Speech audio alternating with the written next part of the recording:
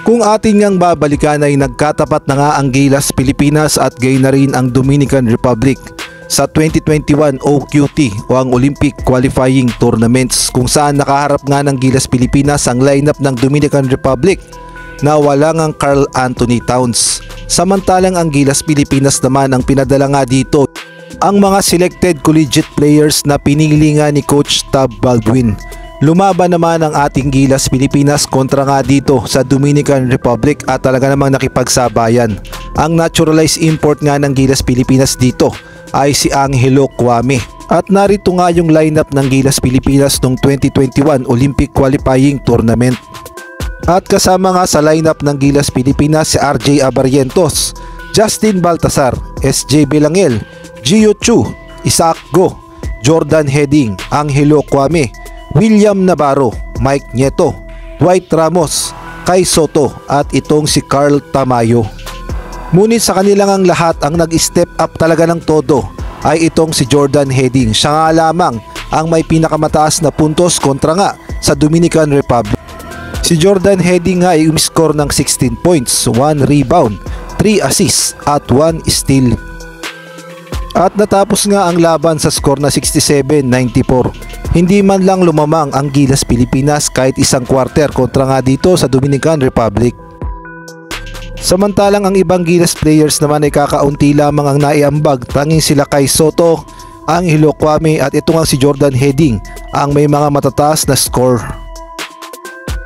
Ngunit ngayon nga ay siguradong mas malakas na ang ating lineup na gagamitin kontra nga sa Dominican Republic dahil meron nga tayong Jordan Clarkson at gayon na rin matatangkad na rin ang ating mga lineup at mga solido na at mga professional PBA player at gayon na rin ang mga naglalaro sa Japan B-League, kaya naman may laban tayo sa Dominican Republic. Ang problema nga lang ay hindi natin nakasama ang isa sa mga key players sana ng Gilas Pilipinas kagaya na lamang ni Jordan Heading. Mamaya na nga magsisimula ang laban ng Gilas Pilipinas kontra nga dito sa Dominican Republic. Alam naman nating lahat na talaga namang mapapalaban dito ang Gilas Pilipinas dahil hindi nga basta-basta ang lineup ng Dominican Republic na matatangkad, mabibilis at may mga NBA players, partikular na ang kanilang star player na si Karl Anthony Towns na paniguradong magpapahirap sa Gilas Pilipinas.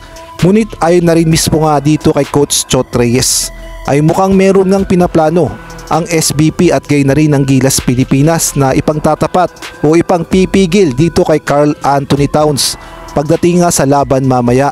Meron ngang kinomento si Coach Chot Reyes na ayaw niyang sabihin at sinasabi niya pa nga na isang secret daw ang posibleng ipangtapat dito kay Karl Anthony Towns. Ito nga yung sinabi ni Coach Chot Reyes, secret with a lot of prayer.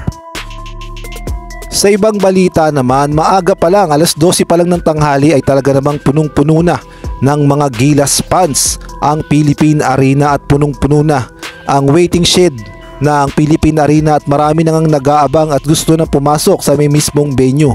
Talaga nga namang handang-handa na ang mga Pilipino at ang mga Gilas fans na talaga namang suportahan ang ating pambansang kupunan na Gilas Pilipinas.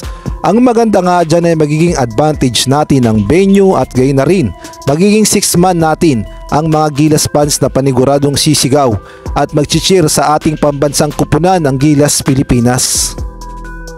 Samantalang bahagya namang naipit ang bus ng Italia papunta nga sa Philippine Arena. Mabuti na lamang at hindi sila na late at hindi sila na default at natuloy pa ang laban nila kontra nga sa Angola. At kung atin namang babalikan yung head coach dati ng Serbia na minaliit ang Pilipinas at ang sinabi niya nga lack of quality, abay biglang nagbago ang ihip ng hangin at sinabi niya nga na meron ng ibubuga ang Gilas Pilipinas at kailangan ng irespeto. Some games,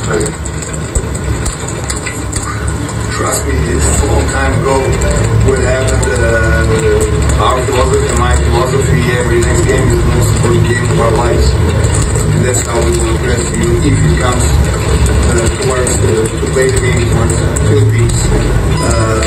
We don't know that right now, but they built some athletic team. They brought they put in some size. Their rotations of the bigs and also with Clarkson, they have that needed talent talent we call that can resolve any kind of situation or any kind of, let's say, tight games. So this Philippine team is the team to respect, but we'll think about it once it comes and if that time comes.